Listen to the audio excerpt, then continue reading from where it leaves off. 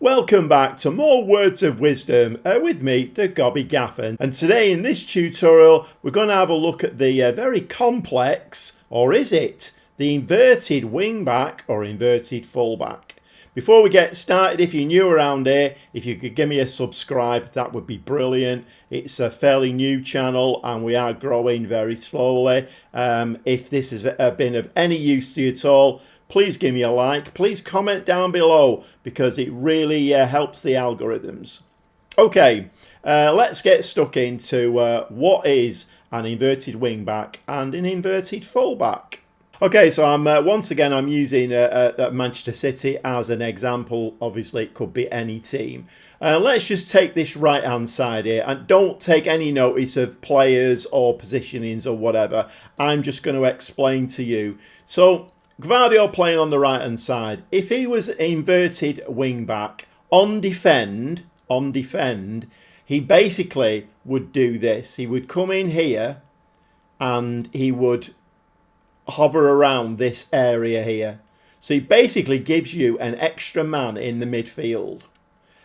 So that's the inverted wing back on defend. Now just be aware, if you were playing this kind of a system, so let's say we had that kind of a system, then obviously this inverted wingback is going to struggle to get in here unless you've got a segundo volante in this position here. If we change that to a segundo volante, the segundo volante will get further forward and will leave the space for Gvardiol to get in there. So you just have to be aware of that on the defensive side. Obviously we're playing with a Mazzala here, so we're going to change that role to a Mazzala and just move a Kanji across again. And like I say, don't take any notice of the names or the positions. So that's an inverted wingback on defend. We will have a look at the some true in-game footage shortly.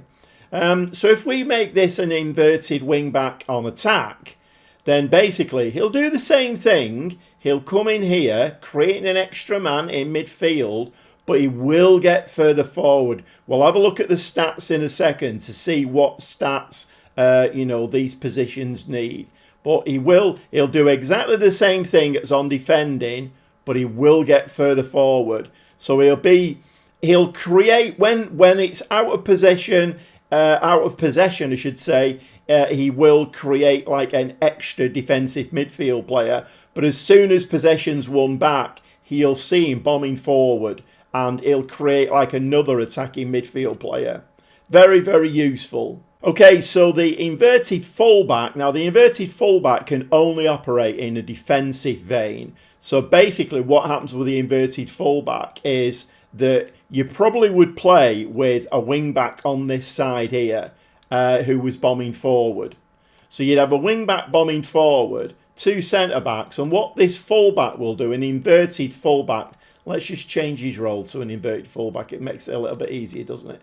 So inverted fullback here, basically what he'll do is he'll join these two central defenders. So he'll shimmy across and give you three central defenders at the back. He won't move forward a tremendous amount, particularly when you've lost possession. He will form like a back three. So that's the inverted fullback on defend. So if you feel like you would, you want to use an inverted wingback or fullback, you can actually go into the recruitment tab and go into player search and have a look for inverted wingbacks and inverted fullbacks. Yes, it's that simple, but you do need to know what you're looking for. So we've gone into player search and depending on whether if you've got loads of money, then you can untick that transfer because basically, these will be players, just any players basically.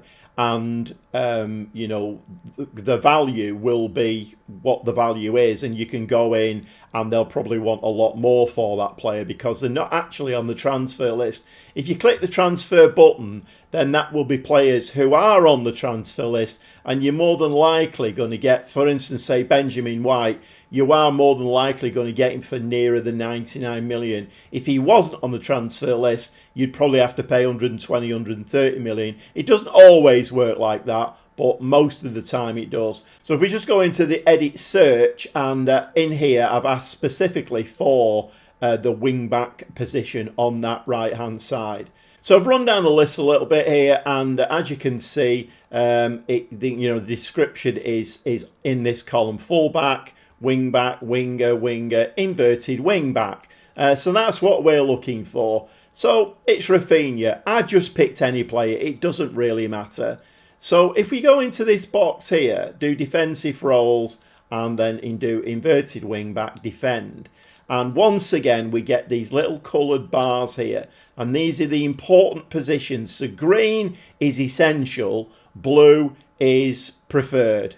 So obviously, for the inverted wingback on defend, the essential things are teamwork of 17, positioning of 11. Okay, so Rafinha's 37. We would like that positioning for this inverted wing back on defend. Obviously, positioning is going to be vital for this role. So positioning really needs to be 15, 16. He's getting on now. So as we can see there, passing, tackling are essential. You get the drift. You know, you need to look in here, and we wouldn't sign Rafinha at 37 unless you were with a lower rated club and you wanted a bit of experience in there.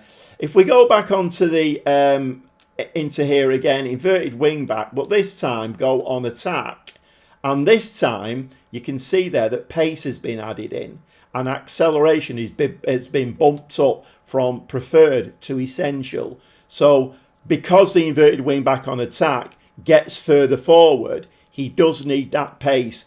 So the two roles, defending or attacking, do need different kind of attributes, if you will. It's not a massive difference, but there are a few differences in there, and that's the way to look for if you want an inverted wing back. Defending or attacking. And the same thing obviously goes for the inverted fullback. You have less options with the inverted fullback because they're only on a defensive duty. But again, you look for those little green and blue bars next to the stats, and make sure they've got the required stats in there. Okay, so let's have a look at one or two real world, situations, and I'll just show you the positionings of these inverted wingbacks and fullbacks.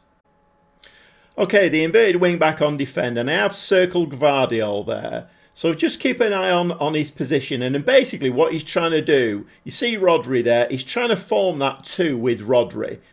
And we'll just play it a little bit further forward now. And we've got possession, so he's moving forward a little bit. As soon as we lose it, as he's on his bike, back into defensive position again. And he is trying to form, and there we've circled him again. He is trying to form that middle 2 there with Rodri. The ball's played forward to Bernardo, and he's holding his position just in case we lose possession. Okay, this time the inverted wing-back on attacking. And I will circle him in a second. And Gvardiol, obviously we're playing the other way this time. There he is, Gvardiol. And as you can see there, he's still forming that 2 with Rodri in the middle. But as soon as we win possession, he's on his bike the other way. He's getting into more of an attacking midfielder role. And obviously, there's some possession football going on here. Rodri picks the ball up, and he's going to play this back to Ake. Ake is going to go to Walker. But if you notice, I think we might circle him again in a second. And there's Gvardiol, and he's in that attacking midfielder role. And that actually creates a chance. The inverted fullback defending. We're playing left to right here. And this time it's Sergio Gomez. So as you can see there, he's tucking in on that left-hand side, and he's forming, with the 2 centre-backs, he's forming a back 3, and which keeps us, it's extra defensive cover there at the back. But he is tucking in, and as you can see there, we're circling him again. He's staying nice and tight to that central defender and gives us extra defensive coverage.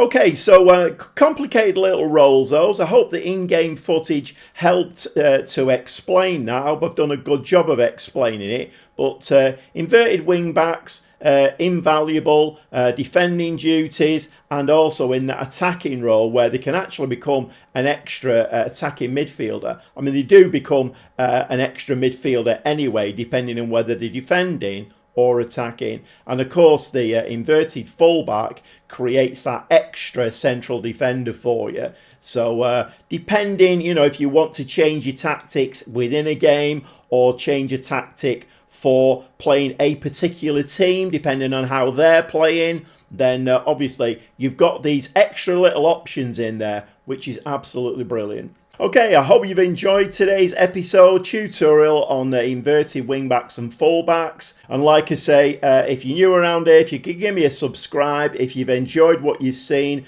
please give me a like. And, well, comment either way, whether you've liked it or you didn't like it. I like to know either way, because obviously when you're putting these videos together, they're quite complicated to put together. But, you know, if I've made a bad job of it, then please let me know, because next time when I do the next video on another position in Football Manager 2024, well, I'd like it to be the best video I've ever made. Well, that's the object of the exercise anyway. Okay, until next time, Gobby Gaffer, words of wisdom. We'll see you very shortly.